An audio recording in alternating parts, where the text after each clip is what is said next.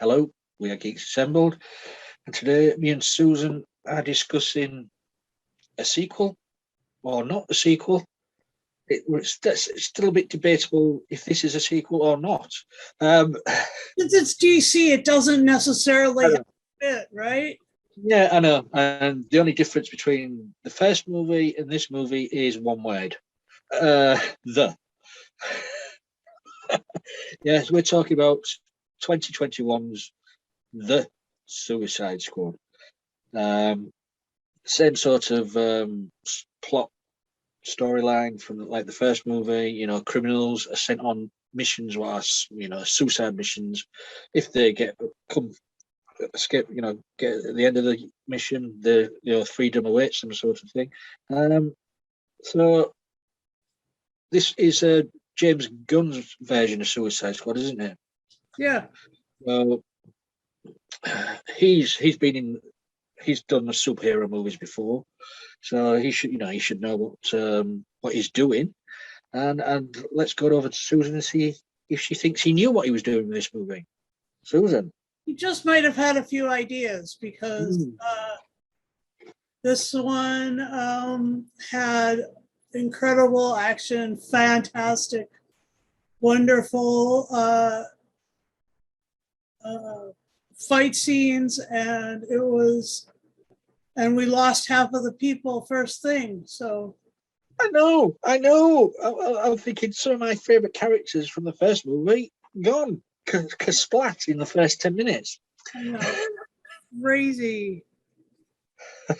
And it's got a cast of thousands. I mean, it's got Michael Rooker and Viola Davis and John Ostrander, Joel Kinnaman.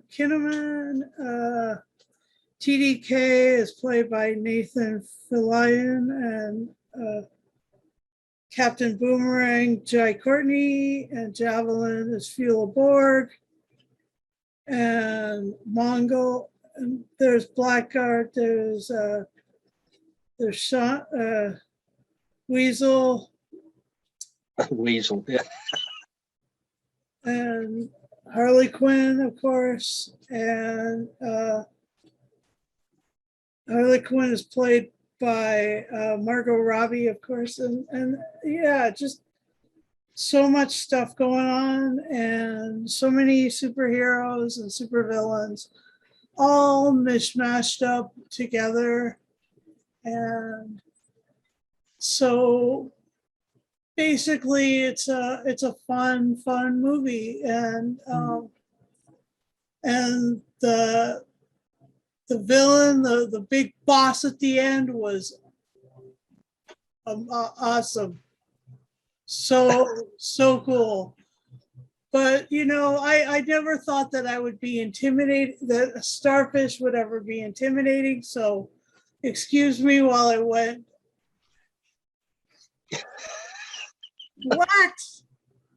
what is this villain? What is this? I've never. But then I talked to Lee earlier, and he said that it was actually in the comic book. So, yeah. What is this? Starro was. I think it was the original Justice League of America way back in the day. So Starro went up against the likes of Superman and all like that. But I mean, really, it's too corny for words. Anyway. Yeah, so love me a little bit of corny. So anyway, it was great. Yeah, so I really enjoyed it, and Margot Robbie again. She was basically the center point of the turning world. She was amazing, and Margot Robbie as Harley Quinn is an incredible actress. Very, very, very, very amazing person, and Harley Quinn is an enjoyable character, and she's one that we're gonna love to hate. I mean, Margot Robbie's actually turning out a bit like Robert Carlyle, you know, playing characters we love to hate. And that's all right by me. That's actually very all right by me. But do you really hate Harley Quinn? Because I won't say hate, because she's like a lovable rogue, isn't she? Yeah, all right. That's true. Yeah. She's insane, but... Yeah. Yes, there is that. So that's my opening thoughts. And it looks like Craig has joined us. So back over to you, Lee. We'll go over to Craig then. The man in the vest, Mr. Craig. Hello. Hello. Hey. Yeah, I mean this movie was far better than the original that I started to watch by accident. I mean, just even from the outset, I mean, the original was just quite cringy. My favorite character is probably Idris Elba. Is that how I say it? I mean, I love him. He's my favorite character in Thor. Anyway, so I knew I was going to like that. The Harley Quinn character, I felt that she had more. There was more depth to her character than, say, an abused victim, exploited victim from the previous one that I was watching. And yeah, it was enjoyable, and glad I caught it. And that's my opening thoughts. Thank you. Yeah, well, this compared to the 2016 Suicide Squad, this does improve on what came before, and thank God it does. I mean, the first Suicide Squad was enjoyable, but it had its faults. It did have its faults. This one, for me, there's no faults in this. It's just an enjoyable action adventure supervillain movie, shall we say, with some weird and wonderful characters from the comic books, dredged from the history of the comic books. As I say, because Susan never heard of Starro. There's even, Polka-Dot Man. Polka-Dot Man was fun. Yeah, I mean, he's from way back in the comic books. The only thing, I mean, Craig said Idris Elba, brilliant as Bloodsport, but when you look at the character of Bloodsport, that is just an exact carbon copy of Will Smith's Deadshot. Yeah, that's true.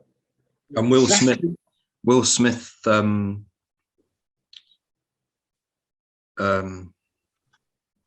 I'm sorry, my brain's gone dead. Was he tagged to be in this? Out, didn't he? He's yeah, what? I think.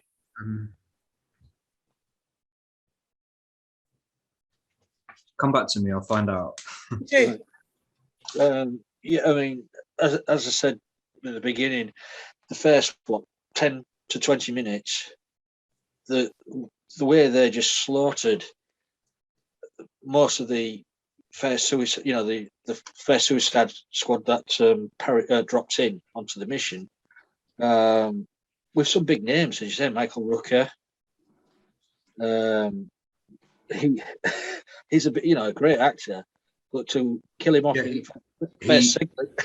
Idris is in talks to replace Will Smith in the sequel. What? This? Yeah. Yeah, that's according to the Hollywood Reporter. Going back like 2019. Well, it's a different character. He's playing Bloodsport, but as I say, it's just the same sort of character. Yeah, I mean, you've got your John Cena or Cena, what you call him, in this as Peacemaker. Can anybody answer me the question? Why was he in the jungle in his tidy whities? No. Why? In the jungle. In his tidy whities. Even Idris Elba didn't know why he was in the jungle in his tidy whities. I think it was probably, You've got a one-track mind, Mr. Wilson. No, but even I was laughing at that. I was laughing at the scene. I thought it was a brilliant scene. But You thought he was George of the Jungle. yeah, I mean, he's getting a TV series of his own, isn't he? Peacemaker. If you watch the after the end credits, there was a little surprise pop up at the end. Oh, there was? Ant-Man. Oh, yeah. No. They're doing what Marvel's doing now, so now I have to sit through these credits. Yeah. You have to learn every location and dolly grip extra. Plus well, 2,000 cast, 20 minutes. Peacemaker survived. Yeah. He was laid up in the hospital. But apparently he's getting a TV series of his own. So that's what's setting up. As James Gunn said, he said, of course, I'm open to using more characters, more wonderful DC Comics characters where these came from. I just don't wish, I wish someone kill him off though. I really love the Thinker, played by Peter Capaldi. Yeah. Capaldi keeps Instagramming with these spiky things sticking out of his head all the time. I think he really loves being dressed up like that. Yeah, I mean, he did a fantastic job as that. Yeah. The thing that was really great was D. Bradley Baker, who plays all of the Bad Batch in Star Wars: The Bad Batch, and plays Sebastian and a lot of other stuff. Played Sebastian, so it was good to have him around. Yeah, I thought they could have used Capaldi a little bit more. Agreed. Yeah, they could have used him a little bit more. I mean, the scenes he was in were brilliant, but I think they could have used him a little bit more. But what a way to go. Death by Starfish. Or a shark cutting someone in half. Well, which is it? Yeah. King Shark. You know who he was played by?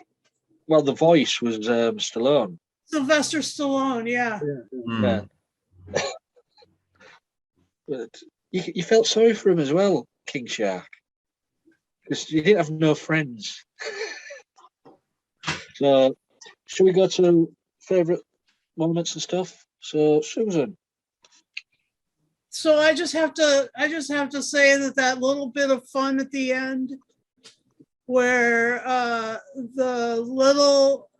first of all, the big starfish and then the little ones are all coming out everywhere, and they're turning into face huggers. And I'm like, Peter Capaldi with another face hugger thing. It's Doctor Who all over again.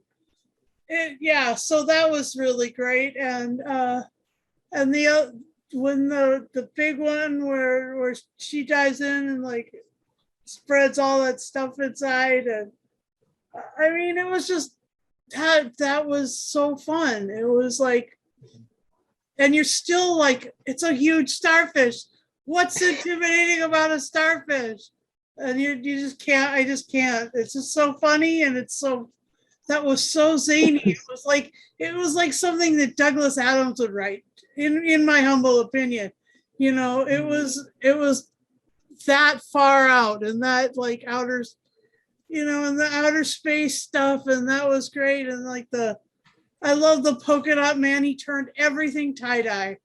I mean, that to me was like, yes, finally a hero that we hippies can latch onto and love. But everywhere he looked, he saw his mother. No, it's true. He did have issues. Yeah. But they all did. That's why Viola Davis is able to, or excuse me, Amanda Walker. God, I just called the actor. I just called the character by the actress's name.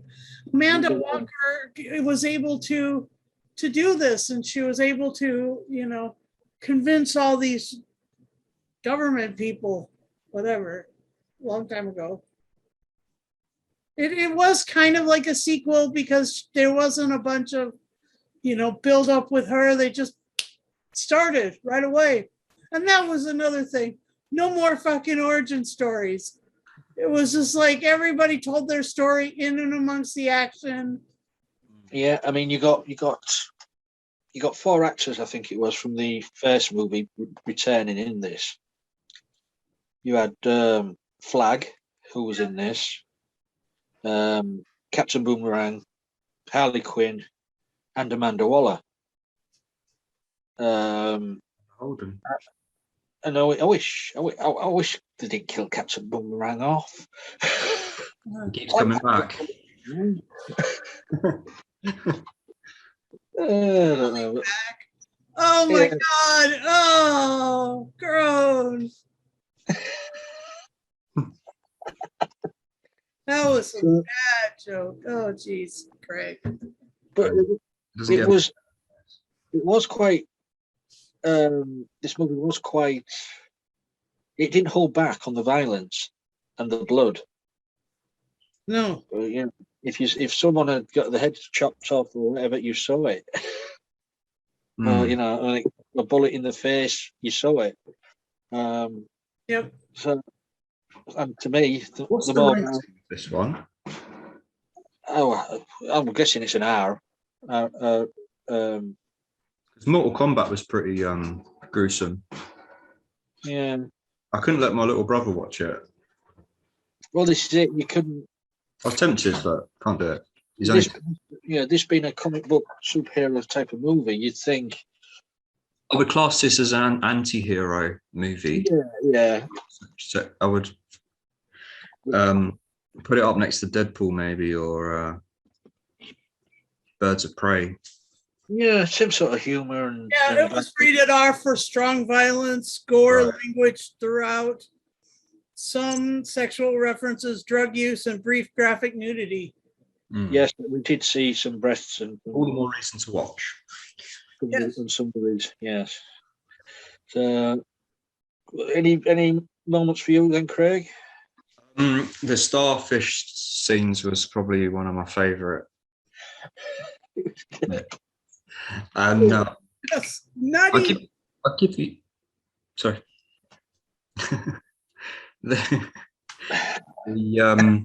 I've got some figures. It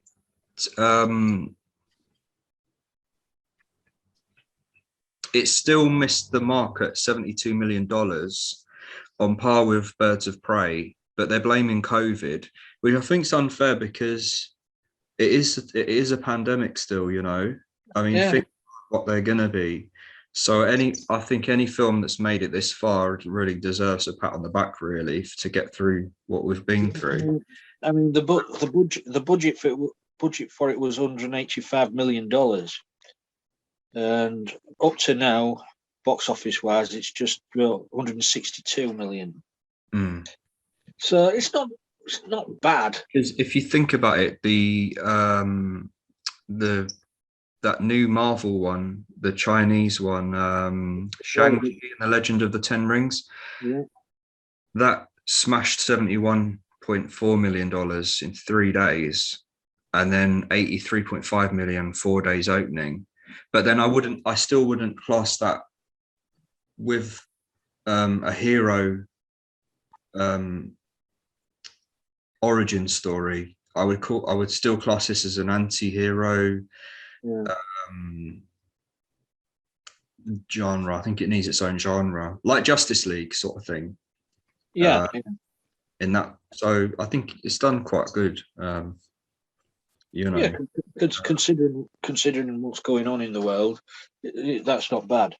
I mean, I would say it was like a glorious, deranged delight. I mean, I think this was released at the cinema, wasn't it? And also, was it on HBO Max? So that might not help it if it's released on a streaming site or whatever. They face certain death with quips on their lips. Yeah, it's death by baseball bat. And they've stolen that from Ace from Doctor Who. Okay, Ace is basically Harlequin. I don't know. I think that's taking a bit too far now. Yeah, you are. You're taking it. You're just thinking too much now. Yeah. Reel it in. But so James Gunn basically said, I'm doing Peacemaker in the time always allotted between the Suicide Squad and G-Ball and Game of Guardians of the Galaxy 3. And he said, normally I would be taking more of a break in this space, but it's COVID. I'm stuck at home, so I wrote a TV series. As you do. So he picked Peacemaker. Yeah. I'd have picked Weasel. Mm. No, that was a character. Did anybody check to see if Weasel could swim? But he survives at the end. He does. Lives to fight another day. It was great. The action sequences in this are brilliant, though. Really is. Yeah, I mean, the first one, it was really hard to sit down and get all the way through that. The original Suicide Squad. I don't know what was wrong with it. It just didn't gel. It was, yeah, I don't know.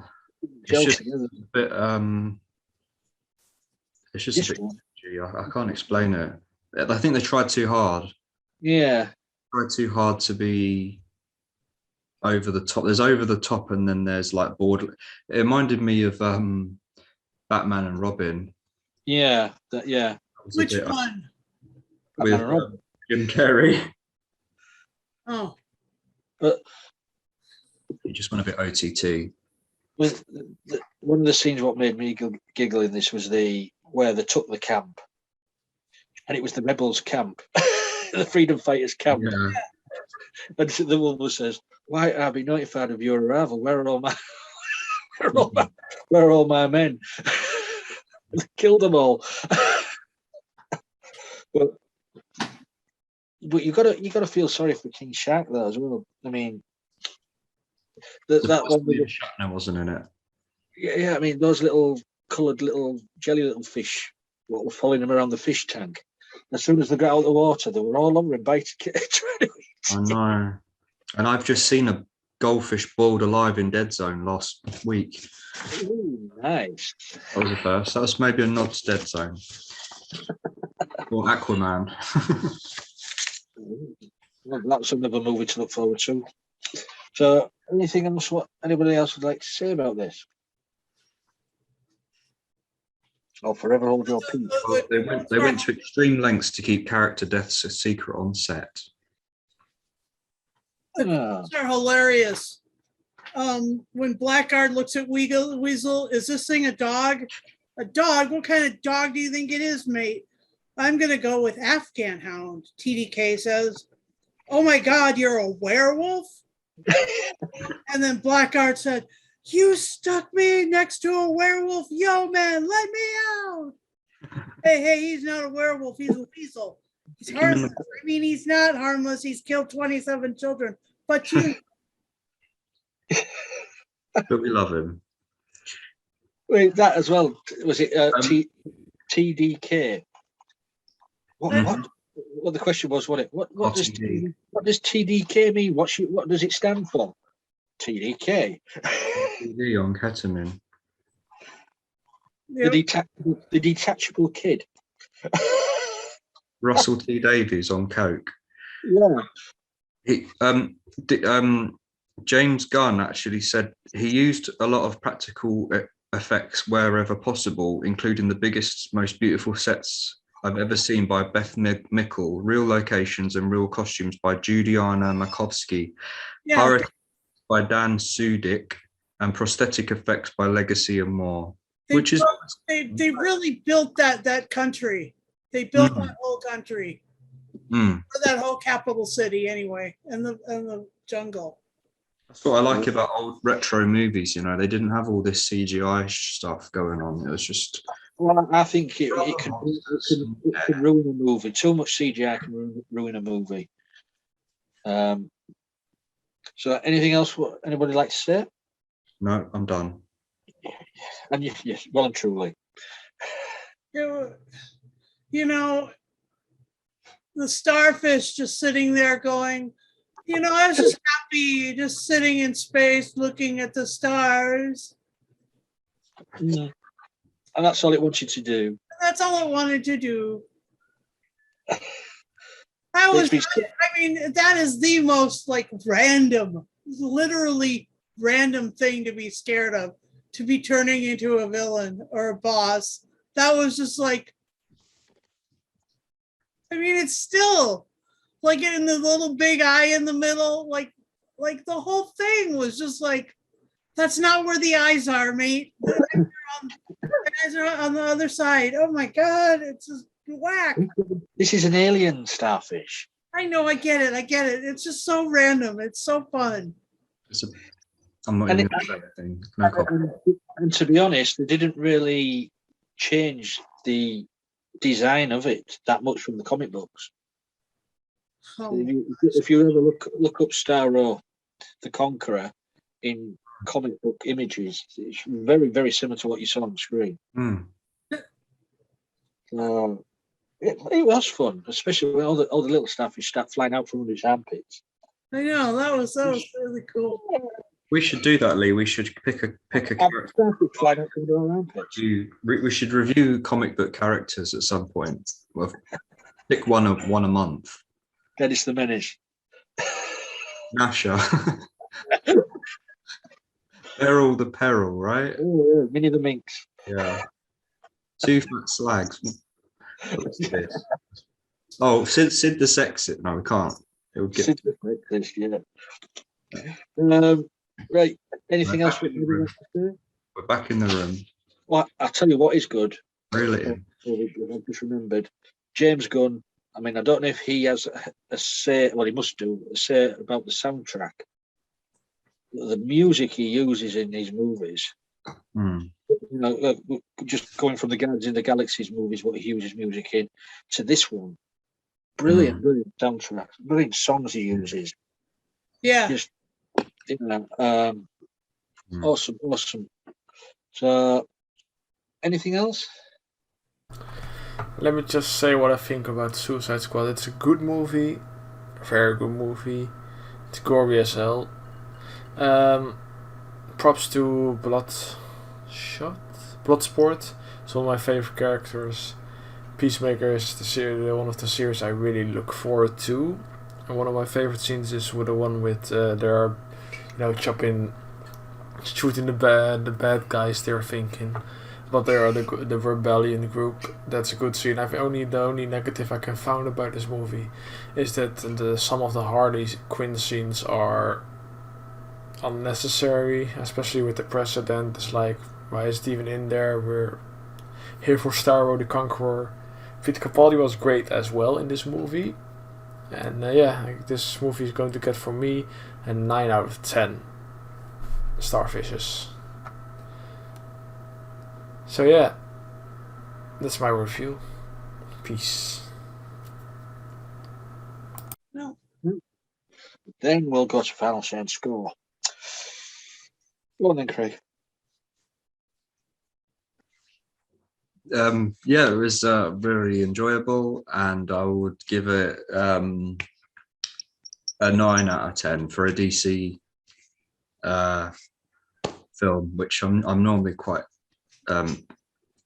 harsh on them, but I thought it was quite good. So in other words, you're going to give it a DC 9? 9 DCs out of 10.com. And we'll move over to Susan. Yeah, I really loved it. It was like I said, it was very zany. It was very enjoyable, and I loved Peter Capaldi. I just think that the Thinker was really cool, and Polka-Dot Man making everything tie-dye, that was also really good. So yeah, I will say it was Yeah, I'll give it a 9. 9 armpit starfish out of 10. Yeah, as I said, the only gripe I've got is I just don't like movies that kill off characters too soon. And there's a hell of a lot in this movie that gets killed off too soon. Just like that. Like Just Deadpool 2. yeah. So for me, I'm going to give this 9.5 tidy whities out of 10. You're right about his one-track mind, Craig. That's our Lee. That is ugly. Oh my gosh. It was a great scene. Anyways, so that's our little. Sorry, you're making me think of the sun in Trainspotting 2 now for some reason. God, this is. Sorry. So yeah, that's our little review of the Suicide Squad. Begbie's son. So I'd like to thank Susan and Craig for sitting down and discussing this movie with me. You guys out there, let me know what you think of this movie. Let us know what you think of our cast. Thumbs up, thumbs down. We don't care because we're easily pleased, as you can tell from our cast. She's ready. Look, she's raring to go. Look at this. She's poised. She's poised. If you are subscribed to us on YouTube, please press the notification button, the bell, and you get that. You get a little bit, and a video comes up to let you know. Here's a new one from us.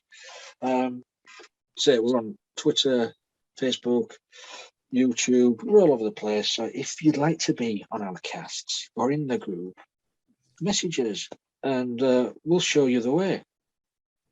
Sometimes we'll show you the door, but sometimes we'll show you the way.